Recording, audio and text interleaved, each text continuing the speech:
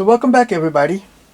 I hope everybody's had a great week so far, and I would ask you please to like and subscribe, please. Today we're going to take a look at this T-35 tank from Zvezda in 135 scale. This will probably be a little bit longer video because it's a big kit.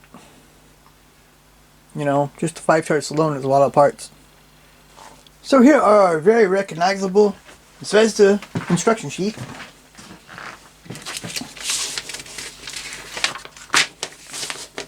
Here we have a parts map. We have 8 sprues of dark green plastic, plus we have the bottom of the hull, the top of the hull, and I guess this is a small sprue too. There's also a pretty large decal sheet that comes with it, but it only has the command stripes and stuff on it. Here's 4 from the A and 2 from the B. So we start here, we have a lot of pre-assembly here, like boxes and machine guns, cannons, mantles. So we start here with the top of the hull, and we build these parts on, which is like the base for the main turret. We have also some engine compartments and a couple of smaller details here in the back. Here we have some of our tools. Also some handles and this track tool here. Number 3, we're building 2 of these side turrets with the machine guns. We're also building 2 of these side turrets with the cannons. And here's some more of the building on the inside of the big turrets. I mean the cannon turrets. I think they were a 45mm, and I think that was a 37, if I'm not mistaken.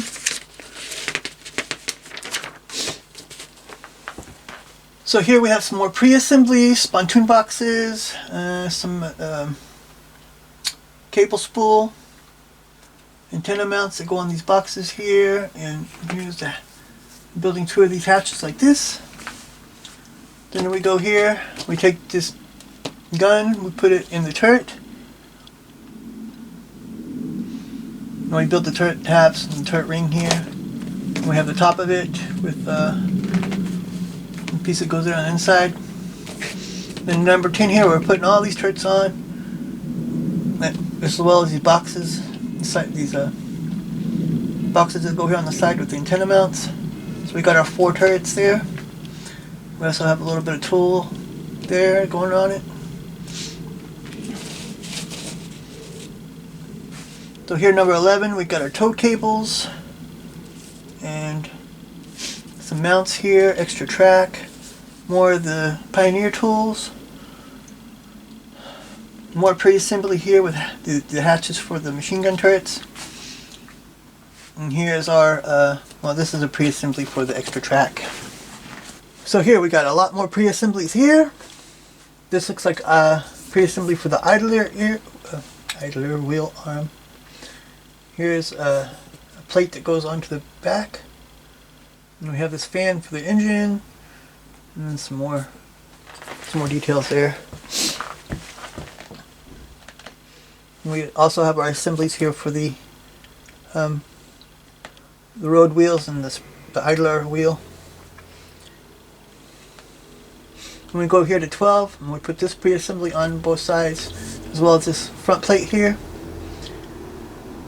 Number 13, we have our sprocket hubs and our sprocket that go on with these guides as well. And this plate here, a couple towing panels. Number 14, we put in the engine with the fan in there. The other half of the sprockets and these other guides that go in there. And the tow panels. And then number 15, which is like kind of spread out there, we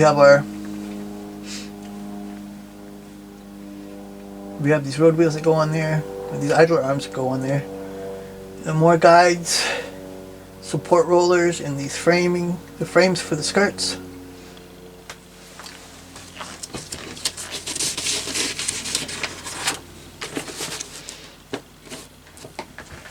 So here we go again. A lot of pre-assembly. It's like that on every page, as you see. We build bogies here. We got bogies. We got here. We're building the bogies more. We got the outer parts and this protector that goes on top. Road wheels. More track links here. It's always telling you how to put them together. So we're going to be putting the track on in this step. Which, if I can, I always do that last because it takes me a long time to paint it. I do it by hand. So we have here, this should be the front plate where the driver sits. And these are the covers on the inside by the idler wheel, as well as the lights here. So then we go to 16. After we do all that, we put these bogies on, we put the track on, we put the top on with the just front plate for the driver. We have our lights, toe panels in the front, and these pieces that go up front by the idler arms. So here we're working on our main turret with these pre-assemblies. I have all these pre-assemblies to do. Have to do with the turret, a seat, the inside of the turret here, machine guns, hatches.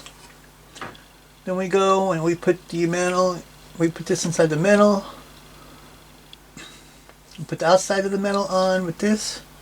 Then we have a cannon, the insides of the cannon, these ring parts for the turret, and the seats here.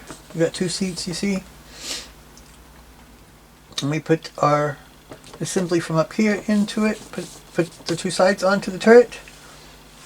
Put the top on the turret, and we have a couple details that go around the outside and top. Here we have our hatch.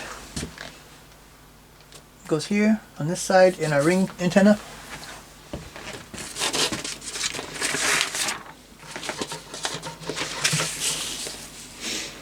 In our last step, we put the skirts on, we put the engine cover on, and we put the turret in. And here's our painting instructions. It doesn't tell you exactly the version or anything, or where it's from. This will be a command version because it has stripes on top, and this is a normal version. It just has 2 decals on it. And I read about this stuff. The command stripes ended up be the command stripe as well as the ring turret ended up being a really bad idea. And if this is a normal version, then this ring antenna does not go on it. It only goes on the command version usually. That's what I read. But they both turned out being a bad idea because it made them a target.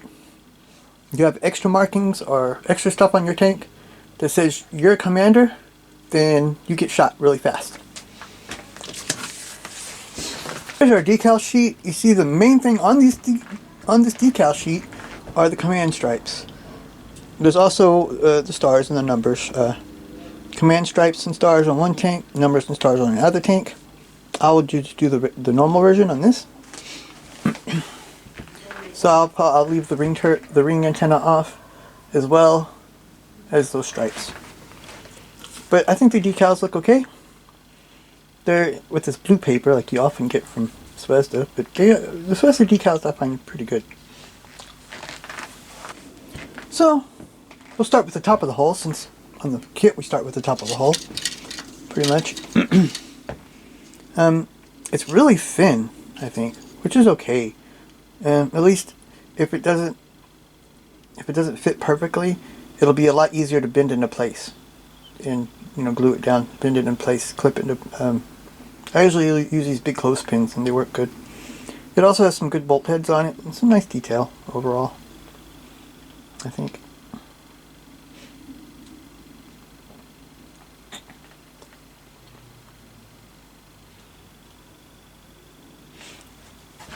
And here we have the bottom of the hull. Once again, it has some nice detail on it. Good bolt heads. Detail underneath as well. There's no texture to it. There's also no texture on the top. That's one small complaint, but we can get some texture with paint. So here we have sprue A. There's 4 of them, you see. So let's take some of these away so we can see better.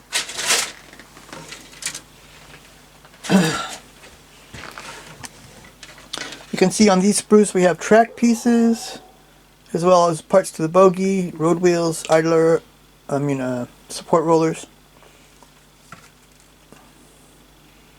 and a few other parts. I think the springs look pretty nice. The track looks good too. This is the inside of these wheels, but they look kind of plain on the inside. The support wheels look pretty good though. The machine guns look good too. I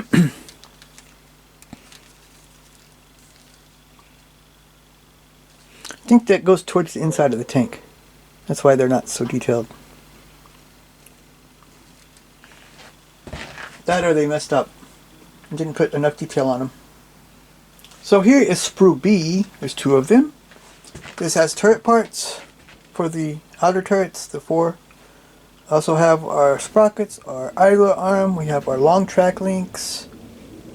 There's some tools here. Let's take one away. They're going to be the same. See where there's some nice bolt heads on the top of the turret. I think this track looks really good, even though it's not totally single piece. It's also not polytrack, so polytrack can be okay. It's easier to work with, I think, but often it doesn't look all that great. But I still think the polytrack on the M12 was okay. It's probably one of the better ones I've seen. And see on here on these hatches we have some nice looking handles there, but they're not separated, unfortunately. Sprockets look good, some nice bolt heads there.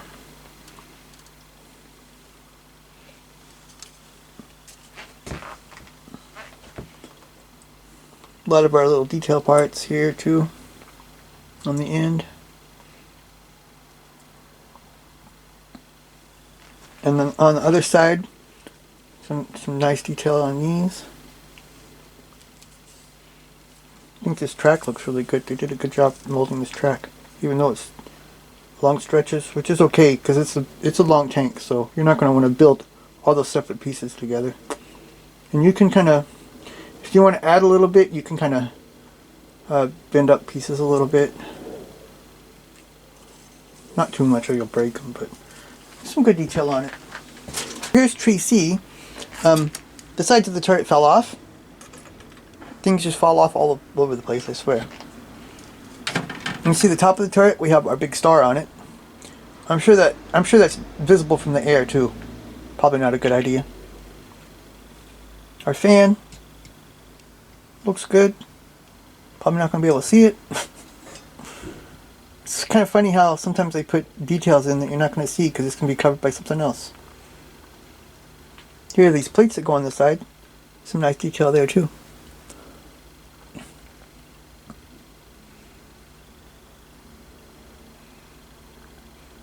Some hatches, they look good. Metal, some good, and some bolt holes there. These are nicely detailed. Here's some more. Turret's good. All these suspension parts look really nice, I think.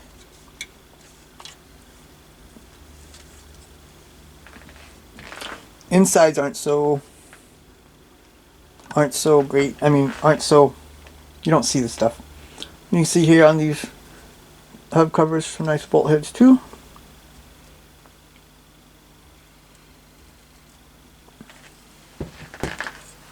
And here on the sides of the turrets, some nice little details there. But there's no texture anywhere on this thing.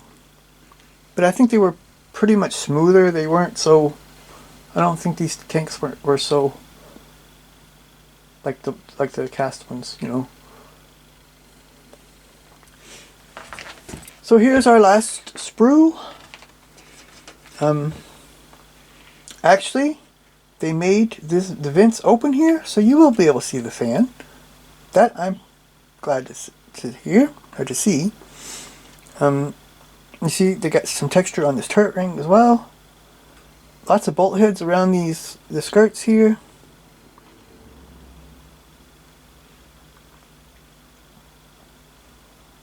Also here on these mounts for the skirts look nice too. Lots of bolts there to see. Other side, nothing, it's all going to be towards the inside, but there's a lot of pin marks there. If you want to clean them up, you can, but they're not going to be seen anyways. I won't be using the antenna because it's not going to be a command version.